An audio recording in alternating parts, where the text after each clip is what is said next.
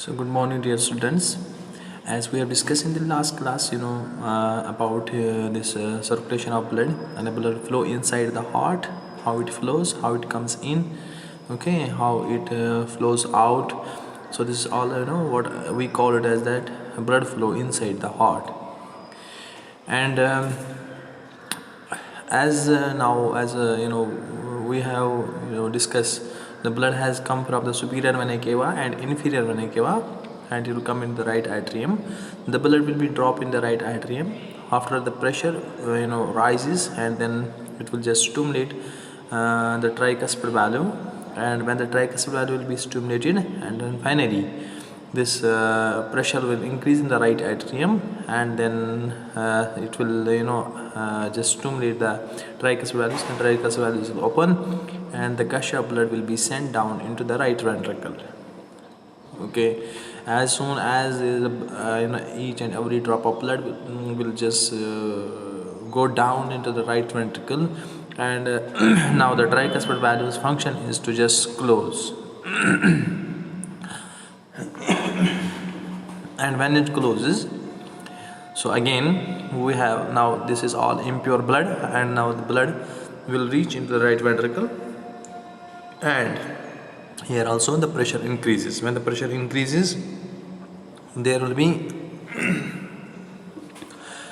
pressure increases, and it will stimulate. We have pulmonary artery, and the pulmonary artery we have an opening. So in that opening we have a valve, we call it as a pulmonary valve. So when this it's all closed system now here, like tricuspid valve, pulmonary valve, it's closed, and now inside right ventricle it is a closed chamber. So as the pressure rises up, and finally this pulmonary valve will be stimulated, and then finally it will open, and then a gush of blood will be sent into the pulmonary artery, and this is all the impure blood. As the pulmonary trunk or the pulmonary artery, we can call it as. So as I have told you in the in last classes, that all arteries carry oxygenated blood, but veins always carry deoxygenated blood. But here you can see that this is the only artery in the body which carries deoxygenated blood. So we have now this pulmonary artery will be supplemented into two, right and the left, and then the right pulmonary artery will send the blood to the right lung, and the left pulmonary artery will send blood to the left lung for purification. The carbon dioxide in the in the lungs through alveoli, the functional unit of lungs, we call them alveoli. Through that alveolus diffusion will take place. The carbon dioxide will be sent out, and oxygen will be taken inside the blood. And then finally this through the capillaries, smaller blood vessels, we call them the capillaries. So by these capillaries, the blood diffusion of the oxygen and carbon dioxide will take place, and finally the oxygen rich blood will come into the veins there, and these veins will carry oxygen. I had this what is that, the pulmonary veins we have there, the pulmonary two veins we have there, right pulmonary vein and left pulmonary vein. The right pulmonary vein will bring back or return the blood back from the right lung, and the left of the pulmonary vein will bring blood back from the left left lung. And these veins will just bring blood back from the lungs to the heart. And these the veins always carry, as I have told you, veins always carry deoxygenated blood, but here these are the two exceptional cases where the veins carry the oxygenated blood, and then the blood will be dropped through these pulmonary veins into the left atrium. And same happens here.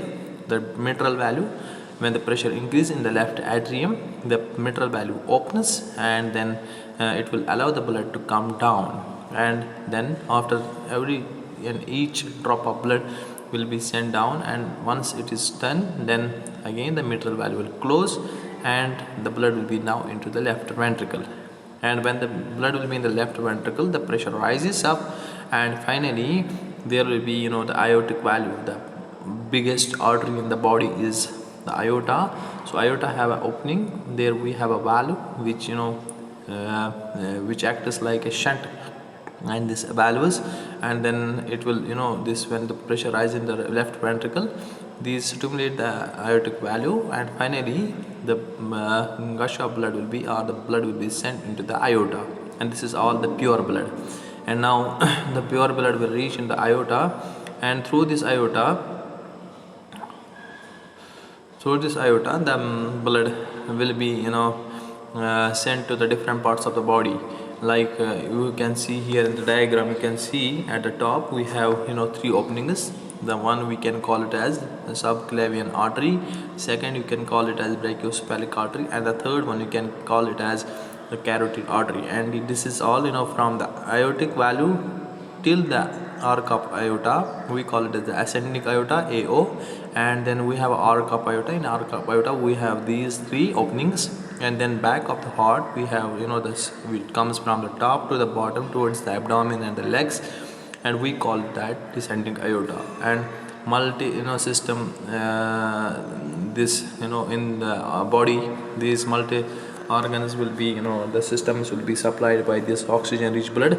And when this multi system means various systems will be supplied by this oxygenated blood. And we have as I have told you, we have two types of circulation in the body. One is the pulmonary circulation, another is the systematic circulation. The pulmonary means the blood will be sent through the pulmonary artery into the lungs, and from lungs to these pulmonary veins into the heart. We call it as pulmonary circulation. And the systematic circulation means from the aorta to the different parts of the body, and from different parts of the body towards the heart. We call it as systematic circulation, especially through aorta. So this is all about the blood flow inside the heart. And now we have what we call it as this we have three layers of heart. The outer layer we call the layers of heart, we can say that. The outer layer we call it as the epicardium. The superficial or the topmost layer of the heart we call it as the epicardium. And the middle layer what we have, we call it as the myocardium, which is made up of muscles, and that's very important here. And the innermost layer what we have, we call it as the endocardium. And we have the valves of heart. The valves of heart we have here. We have four valves inside the heart. Two are the pulmonary and the aortic valve, and two are the tricuspid and the bicuspid or mitral valve.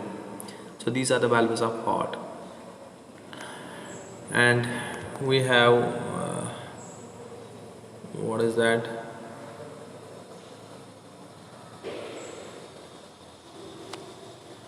We have a conduction system of heart. So in the conduction system, in the study I have showed the diagram of the conduction system of heart. See, you can see here in the diagram, first of all, here we have a sinoarterial node.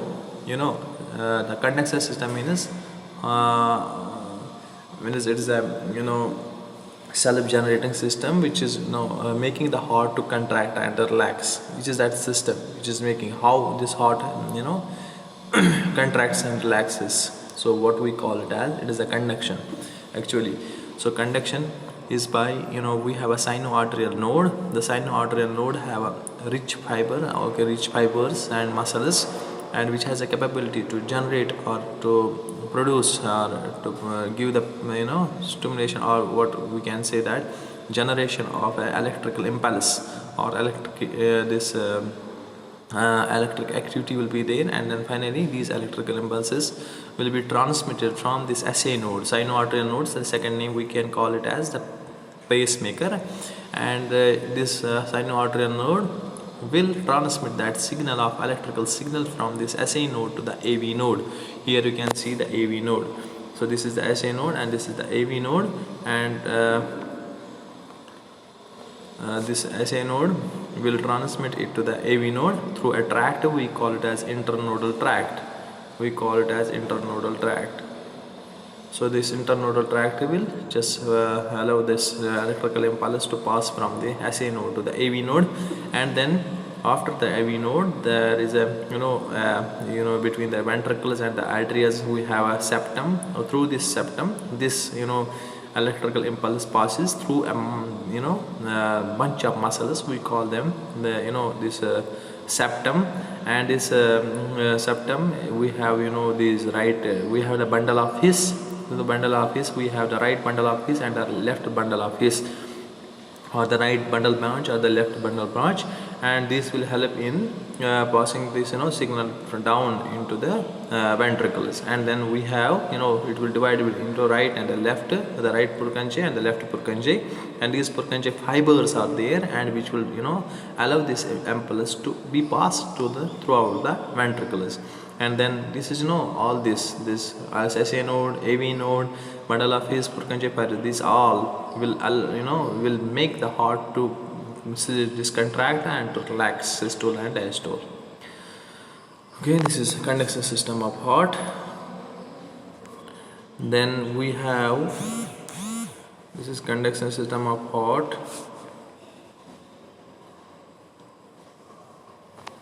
We have a cardiac cycle. Okay, we have a cardiac cycle. So in the cardiac cycle, what is cardiac cycle is that it is these are the events, or this is a cycle which has it has like what is that, we can call it as from beat to beat. Okay, from one beat to the next beat, we have the circulation of the blood through inside the heart and outside the heart, we call it as, and with the various events like systole and diastole, so we call it as the cardiac cycle. In the cardiac cycle we have 8 phases, sorry, we have 6 phases actually, here they have shown 7, so we have 7 phases of cardiac cycle. So number 1 you can see the atrial contraction, number 2 you can see the isovolumetric contraction, the number 3 we can say rapid ejection and reduced ejection, isovolumetric relaxation, and then rapid filling. So these 6 phases we have inside the heart. And now what happens here actually, atrial contraction means we have this lub dub, we have 72 times our heartbeat. So you can see always you can hear the two sounds, lub and dub. Lub dub is the sound it gets produced always. So how it gets produced, the sounds also we can just you can see here. See, we have the right atrium, the left atrium, they both in the milliseconds, with the milliseconds they beat, okay, or they contract, they do the systole of these atrias. And when the systole happens, you can see the ECG also.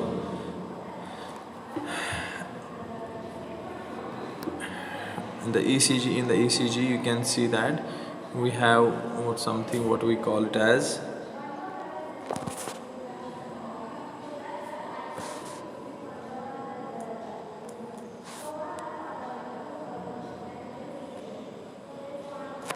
so here the P wave we can see in the diagram.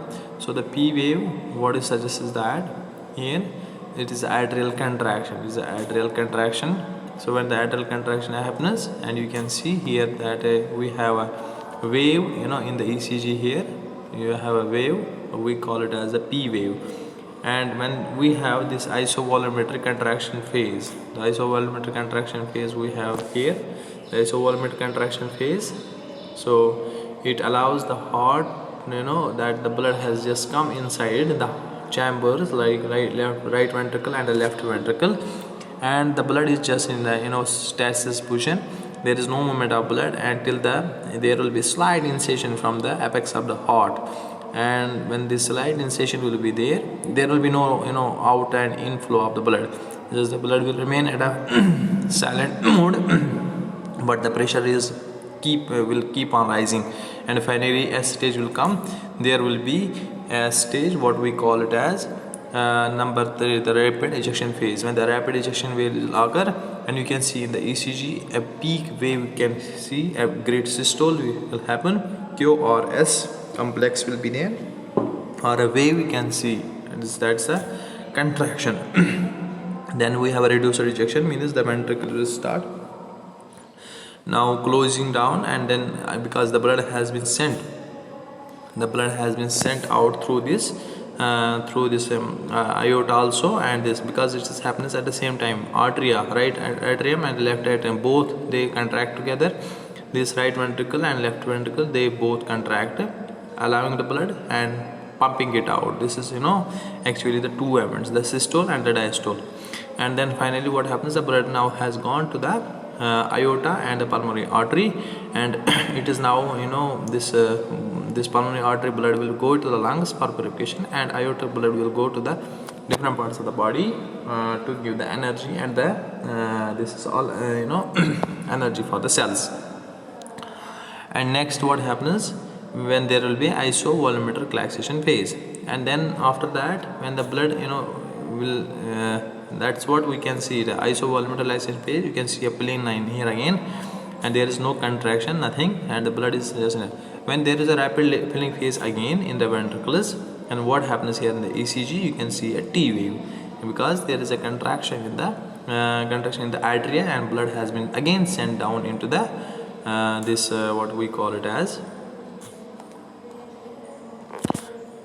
into the ventricles. So this is all about the cardiac cycle. So we have 6 phases. One, arterial contraction. Number second, we have we have isovolumetric contraction, we have rapid ejection, we have reduced ejection, we have isovolumetric relaxation, we have rapid filling, and we have reduced filling. So these are the cardiac events. Then we have heart sounds. When this tricuspid valve and the bicuspid valve, when they close at the same time, and the blood will be sent down, and they will close because the blood has been sent down. There should not be any backflow of blood. So what happens? The blood goes into the right and left ventricle, and finally what happens? There, these tricuspid bicuspid valve, they close, and first number, heart number, this sound number 1 you can hear. And then when the blood will be sent in the when this ventricle is contracted, blood will send the pulmonary artery and the aorta. These aortic valve and the pulmonary valve will close, and number 2, this sound you can hear. These are the sounds of heart.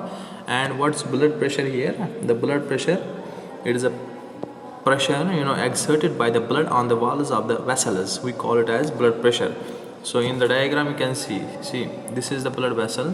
So when the blood flows inside this, and when the heart contracts, the blood will be sent to the aorta, and when the aorta will send this blood to the different parts of the body, and you can see gush of blood will come out, and what pressure this blood will at the time will exert on the walls of the blood vessel, what we call it as blood pressure. So there's some factors are there which will affect this pressure, blood pressure, like obesity, those who are very fat, and we can say that this diabetes mellitus, or already renal disease we have, or heart disease already we have, or lifestyle, it's sedentary lifestyle, age, those are also very prone to get this hypertension, or we can say blood pressure. So then what is pulse? So as our heart it contracts, it relaxes, so it produces what we can say it as the heart rate. A heart rate means the rate of the heart. So it's around 72 beats per minute. So when the blood is coming out, coming in, coming out, coming in, so it is this full cycle. How many cycles are there in 1 minute? 72 beats it beats, and then finally you can see the pressure will be exerted on the walls of the blood vessel. And how many times it beats? It beats around the normal value, 72 beats. And what the wave we get, the waving of blood from after the contraction of the ventricles, the blood will go into the these arteries. The waving of that blood in these blood vessels, we call it as the pulse. So this is all about your cardiovascular system. Thank you, students, and in the next class we will continue with the next unit. Thank you.